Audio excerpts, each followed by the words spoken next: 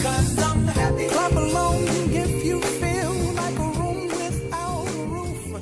Clap along. Assalamualaikum Ibu, perkenalkan saya Bidan Dese. Di sini ada yang bisa saya bantu Ibu? Oh, jadi gini Bu, maksud dan tujuannya saya datang ke Ibu itu yang pertama saya pengen bertemu dengan Ibu, silaturahmi lah ya. Iya. Terus yang kedua itu saya mau, karena saya baru punya anak ya Bu, jadi saya mau nanya gimana sih dan berapa sih anggaran peralatan bayi yang dibutuhkan untuk ibu baru seperti saya Oh, gitu. iya. Apakah peralatannya yang dibutuhkan itu apa saja gitu, biar nanti ketika saya beli peralatan tidak membengkak gitu loh Bu, Sesuai biayanya. juga Iya. ya. Oke, berarti lebih ke finansial persiapan untuk bayi. Iya. Oke. Di sini saya jelaskan ya Bu ya. Untuk anggaran rumah tangga itu memang ada baiknya kita mengkhususkan untuk bayi.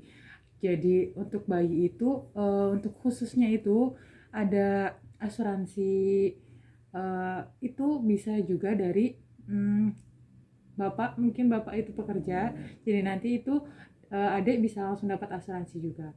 Itu nanti berarti kita harus memilih dokter. Itu yang pertama untuk kedepannya. Kemudian untuk kebutuhan lainnya ada imunisasi juga. Terus pembuatan akte jangan lupa ya Bu ya, itu. Terus biaya kesehatan seperti yang tadi saya katakan itu untuk dokter dan imunisasi. Juga persiapan rencana tabungan berkala untuk anak. Jadi dari sekarang itu sudah mulai dipikirkan untuk paling enggak itu 3 tahun ke depan. Gitu nih. Terus juga perlengkapan bayi seperti yang barusan Ibu tanyakan.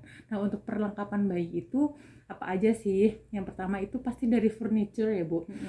Jadi bayi itu kan butuh kayak zaman sekarang kan udah ada bouncer atau stroller gitu, terus juga walker gitu ya Bu ya.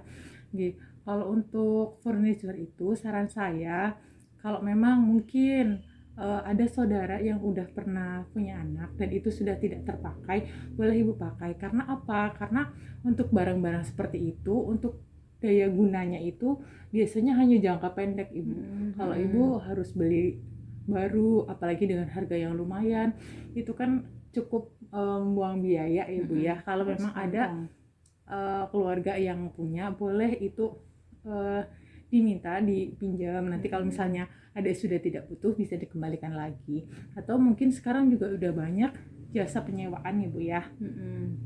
Tuh, terus untuk selanjutnya kayak pakaian. Untuk bayi itu kan perkembangannya cepat ya Bu ya. Jadi saran saya untuk pakaian, untuk pembeliannya itu secukupnya aja.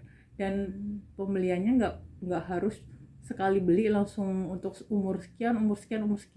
Jadi lebih baik itu dibeli sesuai dengan umurnya, sesuai kebutuhannya. Nyicil ya Bu ya. Jadi jangan langsung brok belanja banyak gitu ya. Biasa Bu, ibu-ibu matanya kalah. Iya. Jadi baiknya itu sesuai dengan ukurannya dia aja. Terus juga ada peralatan menyusui.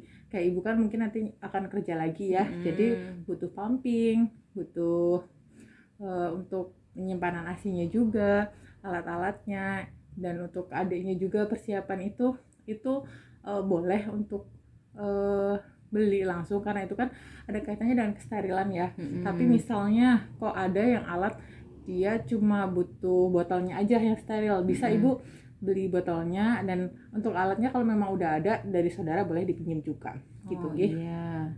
Tapi intinya yang jelas kalau untuk sterilan kayak botol itu baiknya beli yang baru. Kalau pompa kan kadang dia pompanya mesinnya itu sama aja gitu. Terus ada juga itu biaya jasa penitipan atau babysitter gitu ya Bu ya. Itu juga masuk ke perlengkapan.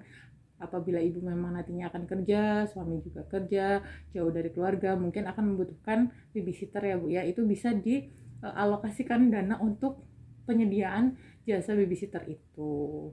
Gitu Ibu. Berarti emang harusnya dari sebelum anaknya berojol harus udah dipersiapkan dulu ya Bu ya. Betul. Dari yang harusnya yang ibaratnya yang paling penting sampai yang tidak penting gitu ya Bu ya. Karena kalau kita udah mempersiapkan dari awal itu dirinci itu pasti akan lebih menghemat biaya karena kita mengeluarkan biaya sesuai dengan kebutuhan anak begitu Ibu. Kalau kita apalagi untuk ibu baru ya pasti kalap tuh beli apa belum punya ini harus beli ini gitu. Jadi saran saya lebih baik dirinci dari sekarang apa yang memang diperlukan, apa yang bisa itu dengan kayak tadi saya bilang mungkin saudara ada yang punya kita pinjam dulu gitu. Terus Bu, kalau misalkan nih saya kan bekerja nih, tadi kan udah ada anggaran untuk menyusui alat pumping dan lain-lain. Kalau misalkan suatu ketika ASI saya males nih saya pumping terus ASI saya seret, terus anggaran untuk susu itu kira-kira berapa ya? Nah itu juga berpengaruh juga Bu untuk susu formula. Sekarang kan harganya juga sudah lumayan ya. Iya. Kalau memang ibu untuk ada kedepannya kemungkinan untuk tidak pumping ASI, lebih mengutamakan formula, berarti tabungan ibu juga harus lebih banyak untuk kedepannya karena pembiayaan ASI dengan susu formula pasti lebih tinggi dengan susu formula begitu Ibu. Jadi gratis ya Bu ya. Saran saya mending ASI. Udah gitu. gratis sehat terbaik lagi ya Bu ya ASI ya. Gitu. Oh gitu, berarti emang harus dirinci, harus antara istri dan suami itu harus saling bekerja sama untuk itu ya Bu, harus nabung biaya ke depannya gini apa aja yang dibutuhkan gitu ya. Harus dibicarakan bersama. Iya. Terus kalau tadi kan katanya Ibu kan baju katanya butuhnya paling cuma sesuai dengan usianya. Nah, kalau untuk yang baru lahir itu kira-kira butuhnya berapa pieces sih Bu? Kalau itu menyesuaikan ya karena kan bayi kalau misalnya ibu mau pakai pempes itu kan pasti kedepannya juga akan ada anggaran lagi ya Bu, ada anggaran pempes lagi kan. Tapi di sini sudah banyak kayak pempes yang reuse yang bukan satu kali ya.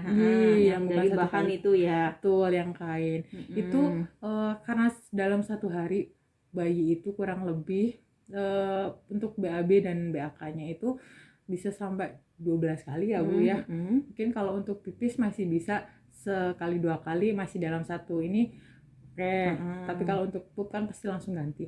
Jadi mungkin itu boleh kita punya 2 pack yang isi satunya satu lusin itu jadi kita punya 24. Jadi untuk misalnya satu hari itu kita habis 12 kan masih ada cadangan 12 nanti itu langsung dicuci lagi, dikeringkan, besok udah bisa dipakai lagi begitu. Oh iya.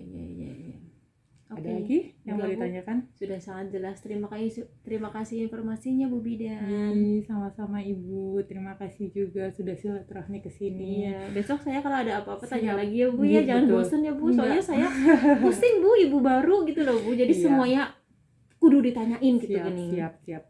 Kalau perlu apa-apa, butuh konsultasi apapun silahkan datang ke sini ya Bu ya. Oke, terima kasih ya Bu. Ya, sama-sama Ibu. Terima kasih. Pamit ya Bu. Assalamualaikum. Waalaikumsalam.